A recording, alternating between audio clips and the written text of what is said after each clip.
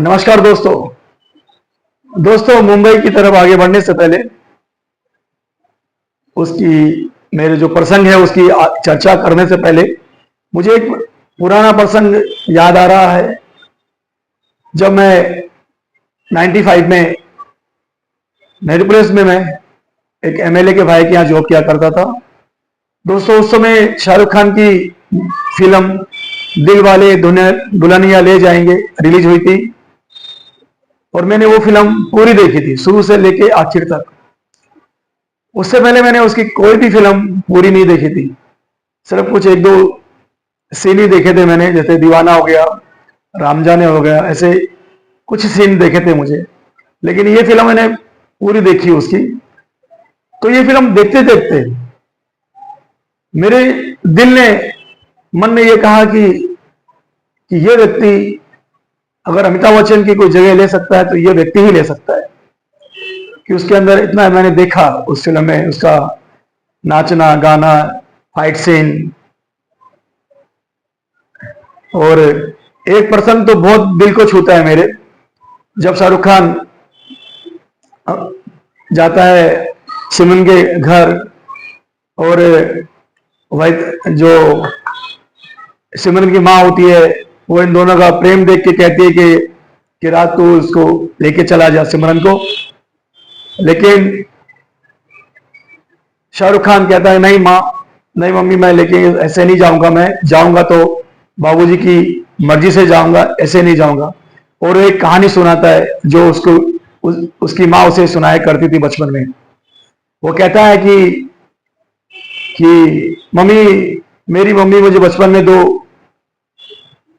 एक कहानी सुनाया करती थी और बोलती थी कि बेटे, जिंदगी में दो रास्ते मिलते हैं इंसान को, एक अच्छाई पर चलने वाला और एक बुराई पर चलने वाला। बुराई पे चलने वाला आपको शुरुआत में सफलता देगा, पैसे देगा, तरक्की देगा, लेकिन अंत में उसका परिणाम जो होता है बहुत ही बुरा होता है। और जो सच्चाई के रास्ते पे चलता है, शुरुआत में उसको दुख तकलीफें उठानी पड़ती है, सहनी पड़ती है, बट अंत उसका बहुत ही सुनहरा होता है, सफल होता है, वो व्यक्ति कामयाब होता है। तो मम्मी, मैं ऐसा बिल्कुल नहीं करूंगा, जो मेरी माँ ने मुझे रास्ता बताया मैं वही करूंगा, और सिमरन को मैं भगा कर नहीं लेके जाऊंगा, मैं इससे विवाह करके जाऊंगा, पिता बाबूजी की मर्जी से जाऊंगा, ऐसे नहीं जाऊंगा। तो ये पर्सन मुझे बहुत अच्छा लगता है, ये आज भी मेरे दिल को छूता है ये पर्सन। हाँ, और शाहरुख खान की उस समय और भी मूवीज आई थी, जैसे वो दौर ही चलने लगा था शाहरुख खान का उस समय। जब मैंने मुंबई में जब आगमन किया पहला दौर, तो उस समय उनकी और भी अन्य फिल्म जैसे दिल तो पागल है, ऐसी फिल्म उसकी रिलीज हुई थी, कोयला रिलीज हुई थी। और इन फिल्मों के मैं गाने एकदम गुनगुनाया करता था और अच्छे लगते थे। दिल वाले दुल्हनिया ले जाएंगे, इसके गाने भी सारे गाने मुझे पूरे नहीं, लेकिन एक दो कड़ियां तो सब गाने की मुझे याद थी, उस समय गुनगुनाया करता था। दोस्तों, ऐसे एक किस्सा और है मेरे बचपन का। जब मैं 7-8 साल का था, अब 7-8 साल का था तो सोचिए, मुझे अपना खुद का भान नहीं था, लेकिन मैं अमित जी, जो अमिताभ बच्चन है हमारे, जो क्या बोलते हैं, बिग बी है, उनका बहुत बड़ा फैन था मैं।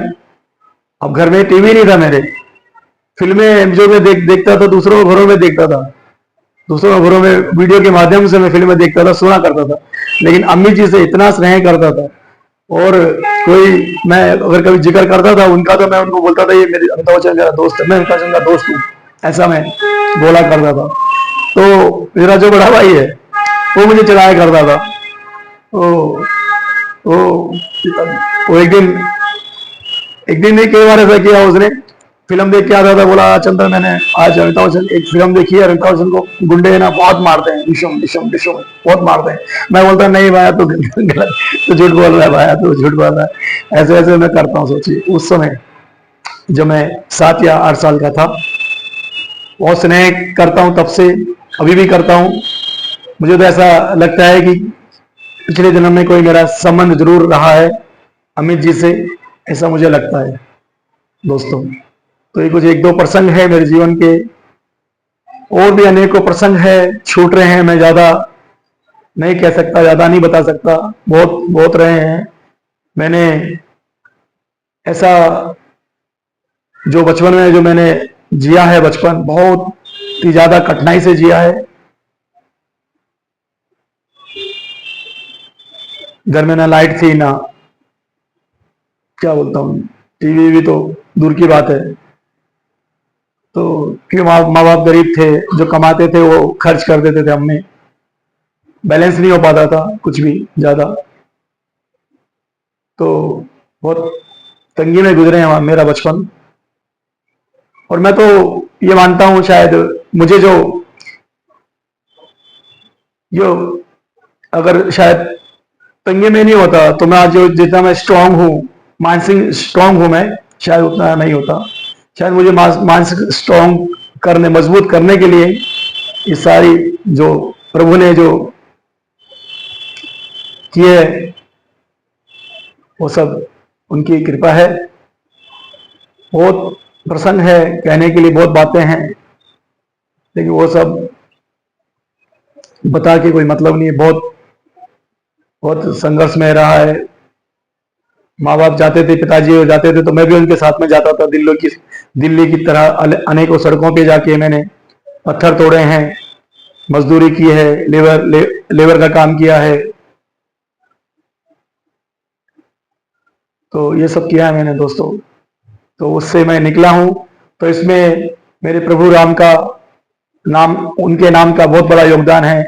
रामायण का, मेरे इष्ट मित्रों का, माता पिता का, मेरे गुरु जी का बहुत बड़ा उपकार है मेरे ऊपर। अगर मैं उस जो दौर से निकला हूं, तो इन सब का बहुत बड़ा मेरा सहयोग और उपकार है।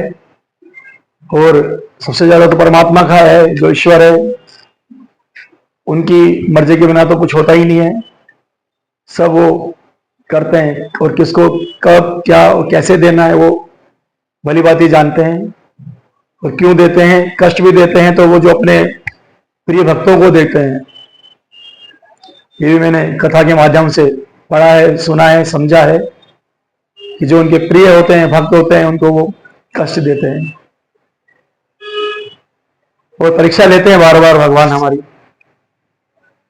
हम कितने परीक्षा में सफल होते हैं, ये तो हमारे ऊपर निर्भर करता है, हमारी भक्ति पे निर्भर करता है। तो दोस्तों ये कुछ एक दो प्रसंग थे जो मुझे लगा कि थोड़ा बताना चाहिए, तो मैं बताया हूं। अब अगले वीडियो से मैं आपको अब मुंबई यात्रा की चर्चा करूंगा। तब तक के लिए आप मुझे आज्ञा दीजिए। जय श्री राम, जय हिंद, जय भारत, वंदे मातरम।